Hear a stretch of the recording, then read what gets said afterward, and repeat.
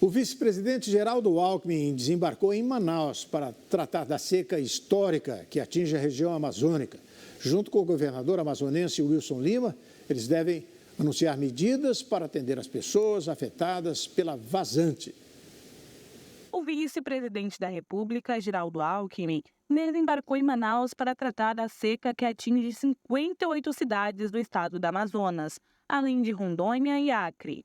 Alckmin integra uma comitiva composta por ministros e secretários da Esplanada, como Marina Silva, do Meio Ambiente, Alexandre Silveira, de Minas e Energia, e Silvio Costa Filho, do Ministério de Portos e Aeroportos. A comitiva, com o vice-presidente e ministros, chegou a Manaus na manhã desta quarta. Junto com o governador do Amazonas, Wilson Lima, eles devem anunciar medidas para atender as pessoas afetadas pela seca histórica que atinge a região. De acordo com a pasta, o primeiro compromisso será uma visita ao Porto de Manaus, onde há uma régua de medição do nível do Rio Negro. A intenção é avaliar a dimensão do vazante. Depois, a comitiva fará um sobrevoo de helicóptero em áreas afetadas pela seca na região metropolitana da capital. Segundo informações, Alckmin e os ministros ainda devem parar em algumas comunidades. Na terça-feira, Geraldo Alckmin anunciou que será feito um investimento de 138 milhões de reais nos rios Solimões e Madeira. Olha, o recurso necessário. Então, o que já está liberado são as duas dragagens, 138 milhões de reais é o previsto, 38 milhões no Rio Solimões, 100 milhões no Rio Madeira. A estiagem já provocou deslizamento de terra, morte de animais e o esvaziamento de rios.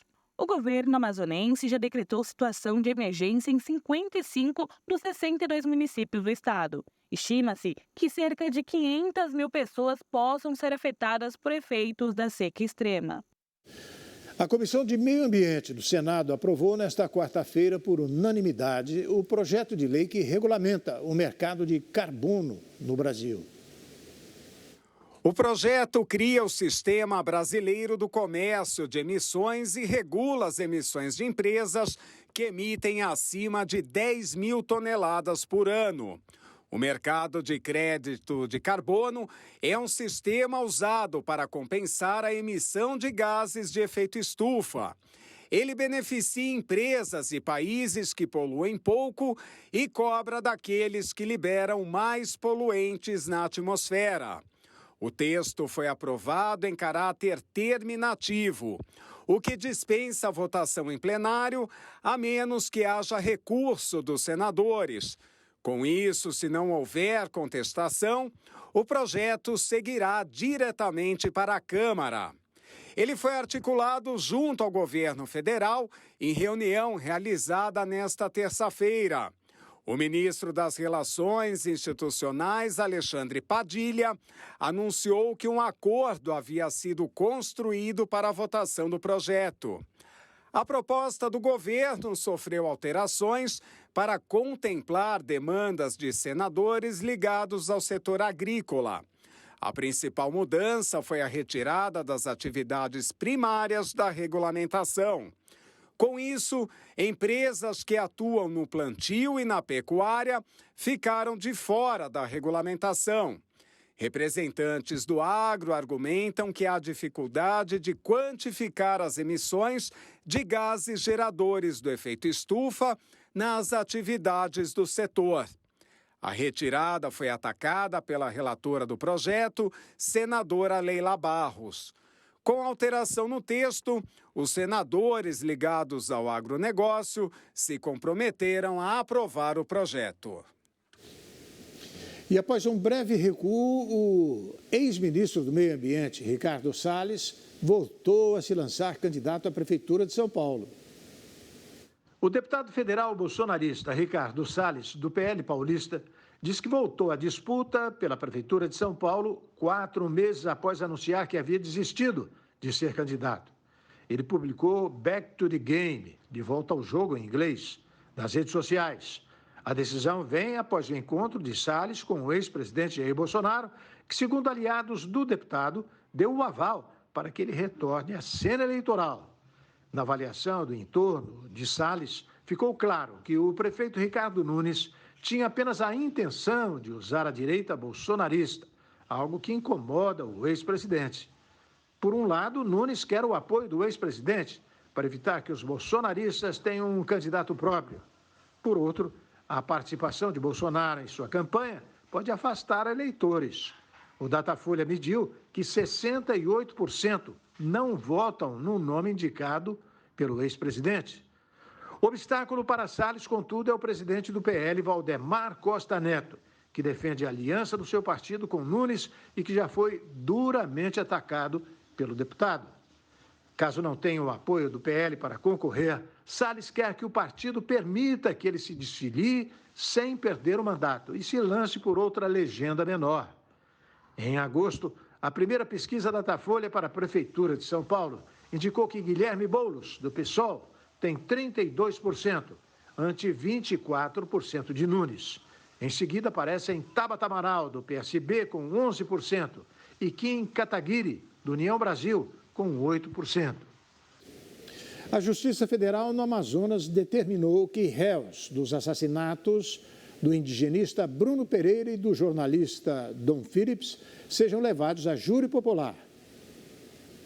Um júri popular vai ser responsável por definir o futuro dos réus dos assassinatos do indigenista Bruno Pereira e do jornalista Dom Phillips. A decisão foi anunciada pela Justiça Federal no Amazonas. Amaildo da Costa de Oliveira, seu irmão Ozenei da Costa de Oliveira e Jefferson da Silva Lima estão presos preventivamente em penitenciárias federais de Campo Grande e Catanduvas. Os três foram acusados pelo Ministério Público Federal de assassinar e ocultar os corpos do indigenista e do jornalista britânico. Em nota, a União dos Povos Indígenas do Vale do Javari, organização em que Bruno trabalhava, disse que já esperava a decisão e afirmou que confia na Justiça e nas instituições do Brasil que estão envolvidas na resolução do caso. Bruno Pereira e Dom Phillips foram mortos a tiros em 5 de junho de 2022 no Vale do Javari, um lugar remoto no Amazonas e considerado perigoso pela presença de traficantes de drogas e outros criminosos. A polícia encontrou os restos mortais da dupla 10 dias depois, após um pescador confessar sua participação e levar agentes até o local onde haviam sido enterrados os corpos desmembrados. O plenário do Supremo Tribunal Federal formou maioria hoje para declarar o estado de coisas inconstitucional do sistema carcerário brasileiro e exigir do governo federal a elaboração de um plano para melhorar a situação das unidades prisionais. A ação foi movida pelo PSOL e cobra o reconhecimento do Estado de coisas inconstitucional no sistema prisional. O termo é usado para definir uma situação de massiva e generalizada violação de direitos em determinada área. Até o momento, 9 ministros votaram. O relator Marco Aurélio Melo, Luiz Roberto Barroso, Cristiano Zanin, Nunes Marques, Alexandre de Moraes, Edson Fachin, Luiz Fux, Dias Toffoli e Carmen Lúcia. Todos defendem a necessidade de um plano nacional para rever a situação. Este foi o primeiro voto de Barroso após assumir o comando do STF na última quinta.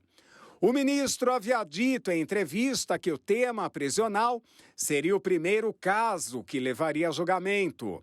Ontem, Barroso retomou a votação e seguiu o colega para fixar necessidades de mudanças no sistema carcerário. O ministro fez um panorama da situação atual nos presídios, apontando que a taxa de superlotação média é de 136% no Brasil, mas que isso oculta disparidades regionais graves, com presídios com taxas de ocupação de 2.681%. A superlotação compromete o funcionamento de todos os demais serviços prestados pelo Estado aos presos.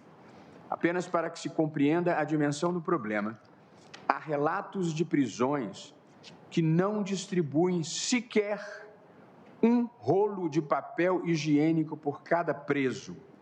Basta parar um instantinho e imaginar a vida sem papel higiênico, sem poder escovar o dente. O ministro também reforçou que a maior parte da população carcerária é jovem, negra e pobre, com presos tratados de forma desumana, o que dificulta a sua reinserção à sociedade e facilita a reincidência. Tais prisões, em muitos casos, poderiam ser substituídas por medidas alternativas, como prisão domiciliar e tornozeleira eletrônica, evitando-se o contato com presos perigosos e facções criminosas. Não basta aumentar vagas, é preciso não ter a ilusão de que a solução para o sistema carcerário é aumentar infinitamente o número de vagas. Em muitas situações será preciso, sim, aumentá-las, mas é preciso conjugar com outras políticas públicas de outra visão de qual seja o problema. O sistema penal prende muitas vezes quando não há necessidade e mantém pessoas presas para além do tempo de condenação. E em instantes acompanhe Futuricom 23, debate a conectividade e une experiências sobre os avanços das telecomunicações. O Brasil News volta daqui a pouquinho.